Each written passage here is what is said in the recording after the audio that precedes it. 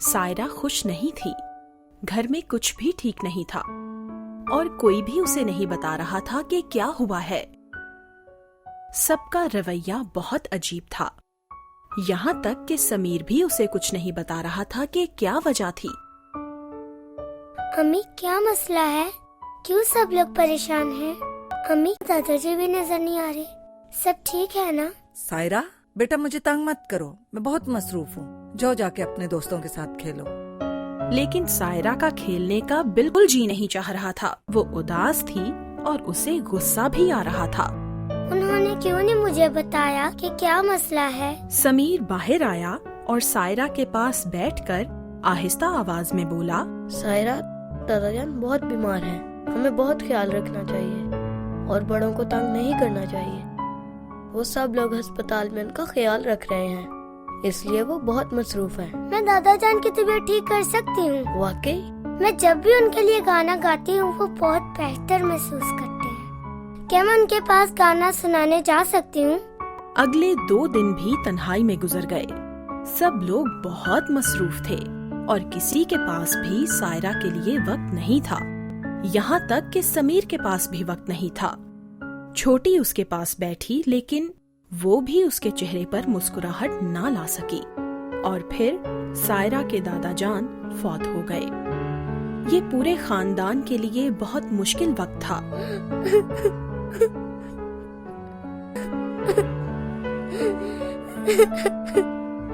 چھوٹی نہیں جانتی تھی کہ وہ کیسے سائرہ کو تسلی دے. اسے سائرہ کے دادا جان یاد تھے. وہ ہمیشہ مسکراتے ہوئے محلے کے سب بچوں کو بہت مزے کی کہانیاں سناتے تھے. وہ بہت ہنسانے والے اور عقل مند انسان تھے. اگلے چند ہفتے سائرہ اکیلی اور گمسم رہی. وہ کسی سے بات نہیں کرنا چاہتی تھی، یہاں تک کہ ٹیچرز کی بات سننا بھی اس کے لیے مشکل ہو گیا تھا. اس کا کھیلنے کو بھی جی نہیں چاہ رہا تھا. وہ صرف یہی سوچ رہی تھی کہ آخر دادا جان ہمیں چھوڑ کر کیوں چلے گئے، لیکن کوئی بھی اس کا جواب نہیں دے سکتا تھا. سب بچے جانتے تھے کہ سائرہ اداس ہے، لیکن وہ کسی بھی طریقے سے اسے خوش نہ کر سکے. سائرہ نے بھی بچوں کے ساتھ گھلنے ملنے کی کوشش کی، لیکن اسے ناکامی ہوئی. اسے ایسے لگ رہا تھا جیسے وہ کسی خول میں بند ہے اور سب کی آوازیں اسے کہیں دور سے آ رہی ہیں.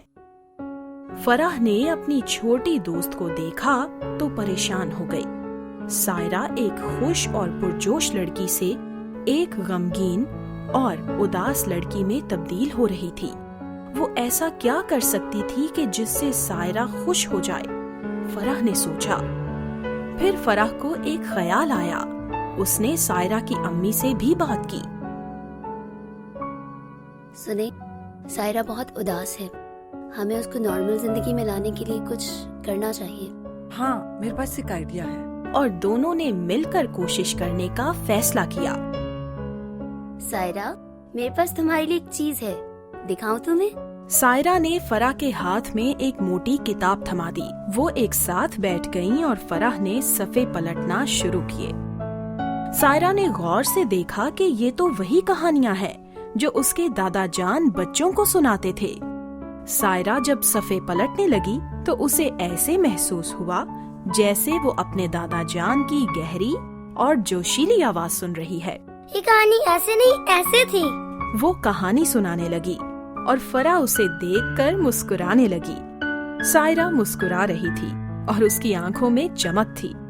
سائرہ کی آواز بالکل اس کے دادا جان کی آواز کی طرح گہری اور جوشیلی محسوس ہو رہی تھی. جب سائرہ نے کہانی ختم کی اور نرمی سے کہا، بے شک وہ چلے گئے ہیں سائرہ، لیکن وہ اب بھی ہمارے ساتھ ہیں. وہ ان کہانیوں میں اور تمہارے دل میں ہے.